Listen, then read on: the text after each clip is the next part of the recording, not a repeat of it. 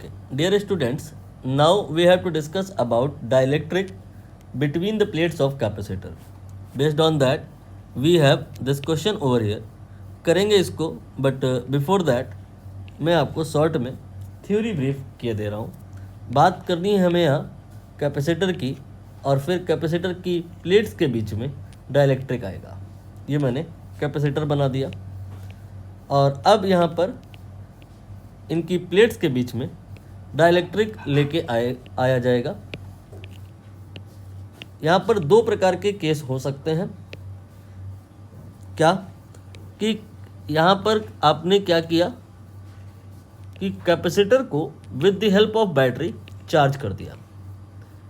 ठीक है, charge capacitor हो गया है, बैटरी का मकसद पूरा हो गया है. Now you can remove the battery. दूसरा केस क्या हो सकता है कि आप बैटरी को रिमूव ना करें, बैटरी को लगा रहने दें. यानी कि एक केस जिसमें बैटरी रिमेन कनेक्टेड है, दूसरा जिसमें बैटरी डिसकनेक्टेड है. दोनों ही केसेस में स्टोरी में हल्का सा अंतर आएगा. करेंगे क्या, दोनों ही केस में between the plates of the capacitor dielectric insert कराएंगे.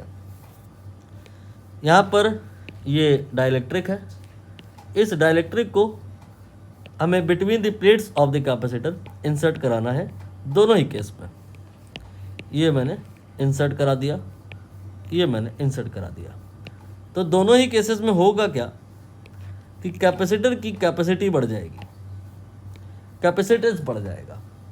सी प्राइम डाइलेक्ट्रिक इंसर्ट कराने के बाद जो कैपेसिटी होगी दोनों ही केस में बढ़ जाएगी. कितनी हो जाएगी? डाइलेक्ट्रिक जो इंसर्ट कराया जाएगा उसके लिए एक कांस्टेंट एग्जामिनर आपको बताएगा. बाय दैट फैक्टर कैपेसिटी बढ़ जाएगी. शुरुआत में अगर कैपेसिटी सी है तो डाइलेक्ट्रिक इंसर्ट कराने के बाद ये के सी के बराबर हो जाएगी इन बोथ केसेस. ये दोनों ही केस में होगा. ये दोनों केसेस में सिमिलरिटी है. अंतर कहाँ पर आएगा? अंतर आएगा Q और V में. यहाँ पर आपने कैपेसिटर को चार्ज करा दिया, चार्ज यहाँ पर प्लस Q हो गया, यहाँ पर माइनस Q हो गया, और बैटरी आपने डिस्कनेक्ट कर दी. तो बैटरी चार्ज के ट्रांसफ़र के लिए रिस्पॉन्सिबल है. अगर बैटरी कनेक्टेड रहती तो चार्ज इधर से इधर या इधर से इधर आ सकता होता, जा सकता होता, तो ये वैल्यूज़ कम ज़्यादा हो सकती होती. But since battery is not connected, so यहाँ पे चार्ज ये फिक्स हो गया, Q prime will be equal to Q. जबकि यहाँ पर क्या है, यहाँ पे चार्ज पे कोई कंस्ट्रेंट नहीं है. जितना मन करे उतना इधर से इधर करा लो, जितना मन करे इधर से इधर करा लो. सर्किट मेंटेन है, सर्किट बना हुआ है. The only here factor is कि जो V है वो नहीं चेंज होगा क्योंकि बैटरी कनेक्टेड है. बैटरी का मकसद जो है वही पूरा होगा. बैटरी का मकसद होता है कि जिन दो पॉइंट्स के अक्रॉस वो कनेक्टेड है, अक्रॉस देम पोटेंशियल ड्रॉप ये कांस्टेंट होगा. तो V प्राइम यहाँ पे ये V के बराबर होगा. Now Q equal to CV. इस फार्मूले की याद में आप बताएं what will happen here in case of V. QCV में Q और C तो आप बता दिए, V के बारे में नहीं बताए, बताना होगा. ऐसे ही इसी फार्मूले की याद में यहाँ पर C और V के बारे में तो आप बता दिए, Q के बारे में अब बताना होगा. तो यहाँ पर आप बोलोगे कि V बराबर Q बाई C है, और जो Q है वो चेंज नहीं हुआ, ये कांस्टेंट है. इसे आप K लिख सकते हो या C या K ही लिख लो, या कुछ मत लिखो, प्रोपोर्शनल टू कर दो. कन्फ्यूज़न हो सकती है दरअसल, इसलिए मैं ऐसा कर रहा हूँ. V proportional to 1/C. अब आप C के बारे में यहाँ देख लीजिए what happen with that. C तो बड़ा है, लेकिन V जो है वो C के प्रोपोर्शनल नहीं है, इनवर्सली प्रोपोर्शनल है. इसलिए जो V है वो बढ़ेगा नहीं, वो घट जाएगा. V prime will B V multiply नहीं होगा, डिवाइड हो जाएगा. यहाँ पर देखिए क्या होगा, यहाँ पर आप बोलोगे Q बराबर CV है, I agree, and V not going to change, it is constant, so Q directly proportional to C। So जिस फैक्टर से यहाँ पे C चेंज हुआ है उसी फैक्टर से Q ये भी चेंज हो जाएगा, Q dash will be equal to KQ। ये कहानी कंप्लीट हो गई है। आगे एनर्जी वगैरह के हिसाब से भी बातें हो सकती हैं, कर ही लेते हैं। एनर्जी का फॉर्मूला एक तो ये होता है QV/2, एक तो ये होता है हाफ CV², एक तो ये होता है Q²/2C।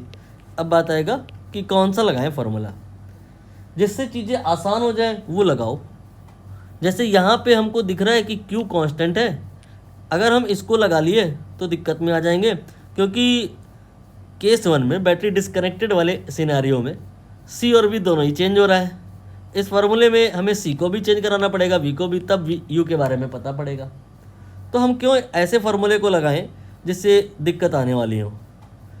U बराबर Q²/C इस फार्मूले से एनालाइज करना इन case of disconnected battery will be better. तो Q चूँकि कांस्टेंट है तो U प्रोपोर्शनल टू 1/C हो जाएगा, एंड C K के फैक्टर से इंक्रीज हुआ बट ये 1/C है, तो U जो है वो बढ़ेगा नहीं, वो घट जाएगा। ऐसे ही आप इधर पे देख लो, इधर पे इस फार्मूले से ज़्यादा बेहतर होगा, क्योंकि अगर इस फार्मूले से आपने कंक्लूड किया तो फिर बैटरी कनेक्टेड वाले सिनेरियो में Q और C दोनों ही चेंज हो रहा है, कन्फ्यूज़न हो सकता है। तो बेटर विल बी कि आप इसको लगाएं हाफ CV², और V कांस्टेंट है बैटरी कनेक्टेड वाले सिनेरियो में, तो U जो है डायरेक्टली प्रोपोर्शनल टू C आ जाएगा, एंड C K के फैक्टर से इंक्रीज हुआ है और U C के डायरेक्टली प्रोपोर्शनल है, सो ये भी K के फैक्टर से इंक्रीज हो जाएगा। ये कहानी अब पूरी तरह से कंप्लीट हो गई है। आपके क्वेश्चन में क्या है ये देख लीजिए। आपके क्वेश्चन में पहले तो ये देख लेना बैटरी कनेक्टेड है या हटा दी। पैरेलल प्लेट कैपेसिटर कैपेसिटेंस इतना, ये C की शुरुआत वाली वैल्यू दे दी है, लिख लो 40 माइक्रोफैरड। फिर कह रहे हैं इसको कनेक्ट किया आपने 100 वोल्ट की बैटरी से, 100 वोल्ट की बैटरी से आपने कनेक्ट कर दिया, तो Q अगर निकालना होगा तो CV अप करके निकाल लेंगे, C और V को मल्टीप्लाई करके। ये हो गया 40 × 100, ये 4000 जो आएगा ये माइक्रो कूलम आएगा, रीजन बिंग ये माइक्रोफैरड है। बाकी इसके 3 जीरो अगर आपको हटाने हैं तो हटा लो, ये देन मिली कूलम हो जाएगा। मतलब पहले जो आप इस बैटरी की हेल्प से इस कैपेसिटर को चार्ज कर रहे थे तो उसमें इतना चार्ज आ गया है, अब ये देखना है बैटरी को कनेक्टेड रहने दिया है या डिस्कनेक्ट कर दिया है। Let us see now the intermediate space between the plate is filled. अभी तक तो कुछ नहीं बता रहे हैं कि बैटरी हटा दी है या नहीं, ये बता रहे हैं कि डाइलेक्ट्रिक इंसर्ट कराए हैं between the plates of the battery, के उसका 2 है। Due to introduction of the dielectric material the extra charge and change in electrostatic energy. Extra charge ये पूछ रहे हैं कि कितना आया, तो इस लैंग्वेज से आपको हिंट मिल गया कि चार्ज आया है, चार्ज का ट्रांसफ़र हुआ है। चार्ज का आना जाना अगर हुआ है तो डेफिनेटली ये वाली कहानी तो नहीं है, फिर ये वाली कहानी है। तो यहाँ पर फाइनल चार्ज डाइलेक्ट्रिक इंसर्ट करा देने के बाद कितना हो जाता है, जो पहले चार्ज Q था जिसकी वैल्यू आपने यहाँ पे 4 माइक्रो कूलम निकाली है, अब वो KQ हो जाएगा। K की वैल्यू बताई है इन्होंने, कितनी बताई है 2, तो 2 से मल्टीप्लाई कर दो तो ये 8 मिली कूलम हो गया।